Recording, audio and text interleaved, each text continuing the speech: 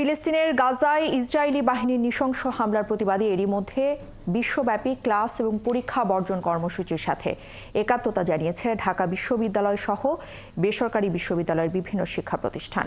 ব্র্যাক ইউনিভার্সিটির সামনে আছেন সহকর্মী মোহন ইসলাম। আরও খবর নিয়ে এই মুহূর্তে তিনি আমাদের সাথে যুক্ত হচ্ছেন। মোহন, একটু জানাবেন এই কর্মসূচিতে অংশ নিয়ে শিক্ষার্থীরা আসলে কি বলছেন, আর এই কর্মসূচির বাইরে আর কোনো কর্মসূচি তাদের আছে কিনা, এবং কোন কোন শিক্ষা প্রতিষ্ঠানে এই মুহূর্তে ক্লাস পরীক্ষা বর্জন কর্মসূচি চলছে? যে গাজা রাফা তথা যে ফিলিস্তিনে যে ইসরায়েলের যে আপনার গণহত্যা, শিশু হত্যা, মানবতাবিরোধী অপরাধ যা করে যাচ্ছে তার বিরুদ্ধে কিন্তু আজকে সকাল থেকে ঢাকার বিভিন্ন বিশ্ববিদ্যালয় কলেজের শিক্ষার্থীরা রাস্তায় নেমেছেন, প্রতিবাদ করছেন। এবং এই মুহূর্তে আমি আছি নতুন বাজারে, যে আমেরিকান দূতাবাস অর্থাৎ যুক্তরাষ্ট্র মার্কিন দূতাবাস সেই মার্কিন দূতাবাসের সামনে। এখানে কিন্তু ইউআইইউ থেকে শুরু করে আমরা বিভিন্ন বিশ্ববিদ্যালয়ের শিক্ষার্থীদেরকে দেখতে পাচ্ছি, তারা জড়ো হয়েছেন। ইউআইটিএস রয়েছে এবং আমরা দেখেছি বিভিন্ন গ্রুপগুলো ছোট ছোট করে আসছে, তাদের প্রতিবাদ জানাচ্ছে, জানানোর পর এদিক থেকে চলে যাচ্ছে, আবার নতুন করে কয়েকটি গ্রুপ আসছে। যেহেতু আপনারা জানেন, তারা বলছে যে ইসরায়েলের যে গণহত্যা চালাচ্ছে গাজায়, সেই জায়গায় আমেরিকার একটি মদদ রয়েছে, তার বিরুদ্ধে তারা এখানে দাঁড়িয়েছেন। আমরা একটু কয়েকজনের সাথে কথা বলে জানার চেষ্টা করব যে তারা এখানে আসলে এই প্রোটেস্টের মাধ্যমে কি বার্তা দিতে চান। আপনার থেকে একটু জানার চেষ্টা করি, আমেরিকান দূতাবাসের সামনে দাঁড়িয়ে প্রোটেস্ট করছেন, কোনো বিশেষ কোনো কারণ বা বিশেষ কোনো বার্তার জন্য? অবশ্যই ওনারা ইসরায়েলেদেরকে গিয়ে সাপোর্ট করতেছে, ম্যাস কিলিংয়ে অনেক উইপেন্স অ্যান্ড অনেক কিছু অস্ত্র দিয়ে সাপোর্ট করতেছে। ওনারা যদি এটা হিউম্যানিটির পর্যায়ে পড়ে না, অবভিয়াসলি এরকম ম্যাস কিলিং, সো অবভিয়াসলি আমরা এই মেসেজটা ওনাদেরকে দিতে চাই যেন এইসব ওরা সাপোর্ট না করে। আপনারা একটা মেসেজ দিতে চান আমেরিকানদের, এই জন্য দূতাবাসের সামনে দাঁড়িয়ে? জি। ধন্যবাদ। আমরা যদি আরও কয়েকজনের সাথে একটু কথা বলি, এখানে আমরা দেখতে পাচ্ছি যে নারীদের সংখ্যাই বেশি। আমি একটু আপনার সাথে কথা বলি, আপনারা এদিক থেকে কি বার্তা দিতে চান?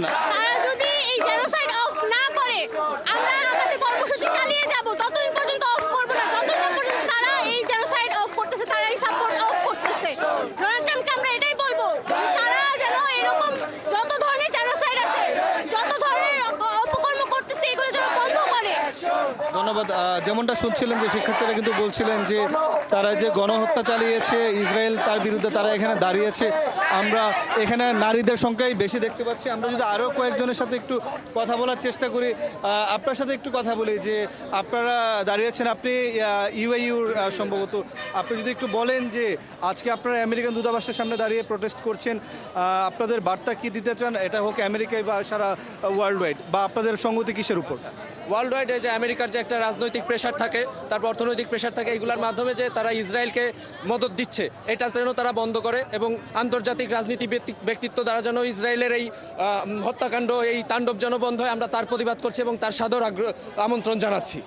এবং আমরা নেতানিয়াহু এবং ডোনাল্ড ট্রাম্পকে বাংলাদেশের মুসলমান বিশ্ব থেকে হুঁশিয়ার করে বলে দিতে চাই, বাংলাদেশের মুসলমান বিশ্বের উপরে এই আক্রমণ বন্ধ করুন, নাহলে আমরা মুসলিম বিশ্ব জিহাদের জন্য অতি শীঘ্রই ডাক। এটা তো হিউম্যানিটেরিয়ান ইস্যু, শুধু মুসলমানদের বিষয় তো হিউম্যানিটেরিয়ান বিষয় আছে, কিন্তু তারা চিহ্নিত করে শুধু মুসলমানদের উপরে হামলা করতেছে। এবং এই মুসলমানদের হামলা আমরা অতি শীঘ্রই বন্ধ করি এবং আমরা ইসরায়েলের পণ্যের এবং সাথে আমেরিকান পণ্যেরও বয়কটের ডাক দেই। একটু বলেন, আপনি মাইকে ঘোষণা দিচ্ছেন, বক্তব্য দিচ্ছেন, ভাষণ দিচ্ছেন, অনেকক্ষণ ঘেমে গিয়েছেন, আপনি যদি একটু বলেন যে আপনি একটি গুরুত্বপূর্ণ কথা বলেছেন যে এটি একটি মানবতার ইস্যু, এটি শুধু ধর্মের মধ্যে সীমাবদ্ধ নয়।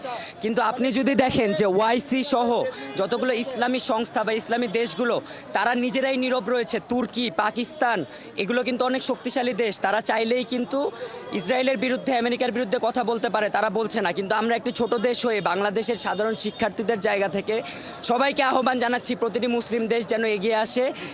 ধন্যবাদ আপনাকে। যেমনটা শুনছিলেন যে শিক্ষার্থীরা বলছিলেন যে বিভিন্ন ইসলামিক রাষ্ট্র এই প্রতিবাদ করছে না, জেনোসাইডের প্রতিবাদ করছে না, তারা এই প্রতিবাদটা করতে চান যেন ইসরায়েলের দ্বারা যে গণহত্যা শুরু হয়েছে তা বন্ধ হয়। মোহন ইসলাম, আপনাকে ধন্যবাদ আমাদের সাথে যুক্ত হওয়ার জন্য।